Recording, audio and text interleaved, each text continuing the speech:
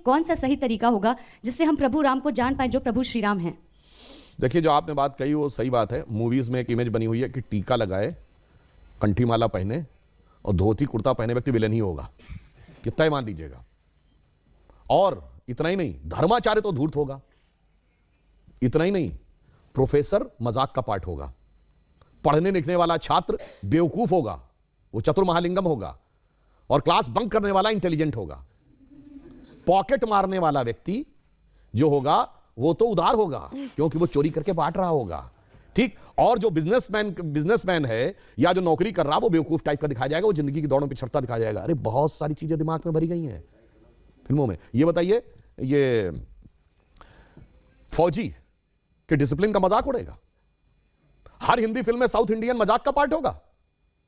हम लोग के जन्म के आसपास के जमाने की फिल्म वो कौन सी थी, पड़ोसन, मास्टर पिल्लई, एक चतुरनार करके सिंगार, वो भी मजाक के पार्ट होंगे। और अभी इधर कौन सी फिल्म थी इसमें खजाना खोजने के लिए जाते हैं, जिसमें वो कहता है कि गोवा तक पहुंचने के लिए कितना टाइम लगेगा, उसने कहा जब तक नाम बताऊंगा तो बता देगा, श्रीनिवास, वेंकटेश, फलाना, अय्यर, उसका ही मजाक। भाई ये क्या है, उत्तर दक्षिण में लड़ाना है।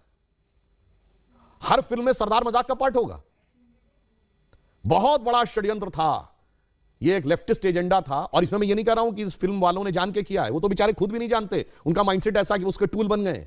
तो नई पीढ़ी ने तो बहुत कुछ ऐसा ही देखा है और ये बड़े करीने से उसके दिमाग में बैठा दिया गया है। अरे भाई, हम लोग भी बच्चे थे तो ऐसी बात रहती थी, बाबा आ जाएगा, झोली बाबा पकड़ के ले जाएगा, तो मतलब वो दाढ़ी वाला बाबा ही झोली होगा। और मैं किसी के प्रति अवमानना नहीं करना चाहता, मगर एक बात बताइए, कभी किसी मौलवी को नेगेटिव रोल में दिखाया गया हो तो बताइए।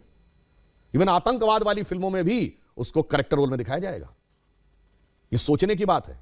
एक ही फिल्म में, अमिताभ बच्चन जी की फिल्म है 1970 के दशक की, जिसमें जब उनकी भाभी आती हैं और या मां अगर उनको प्रसाद दी, मैं नहीं लेता ऐसा प्रसाद, मैं नहीं मानता ऐसे भगवान को जो गरीब का पेट नहीं भर सकता, उसी फिल्म में 786 का बिल्ला उनकी जान बचाता है और उसको यूं हाथ से लगा रखते। सोचिए कैसे दिमागों में चीजें भरी गई हैं। इसलिए मैं युवा पीढ़ी से कहूंगा, इस जगत प्रपंच से बाहर निकलिए और ओरिजिनल अपने टेक्स्ट पढ़िए। विवेकानंद का साहित्य पढ़िए, स्वामी रामतीर्थ का साहित्य पढ़िए, श्री अरविंदो का साहित्य पढ़िए, गांधी जी ने जो लिखा है उसको पढ़िए। कार्यक्रम के शुरू होने से पहले कुछ आप विवरण दे रहे थे, मैं चाहती हूँ वो दर्शकों तक भी पहुंचे, कैसे समय की चाल बदली। देखिए, हम आपको एक बात ये बताएं, आप सबने शनि की 7.5 वर्ड सुना होगा।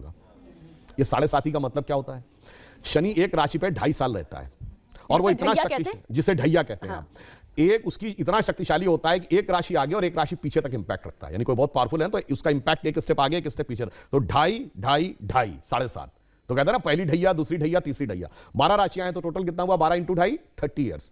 तो शनि का रोटेशन साइकिल 30 ईयर्स है। भगवान राम के भी तो 7.5 लगी थी, कहा था तो बन गए थे। तो 2.5 साल मतलब 30 साल का रोटेशन साइकिल शनि का है। ये तो हमें हजारों साल से पता था, इनको का पता चला अभी 100-200 साल पहले। और ये बताते हमको, यार हम साइंटिफिक थे, तुम नहीं थे। मेरे भाई, तुमने तो कहा सूर्य पृथ्वी के चारों ओर घूमता है। और मजे की बात जानते क्या है? गैलीलियो ने कहा 1633 में कि सूर्य पृथ्वी के चारों ओर घूमता है, यह गलत है, पृथ्वी सूर्य के चारों ओर घूमती है।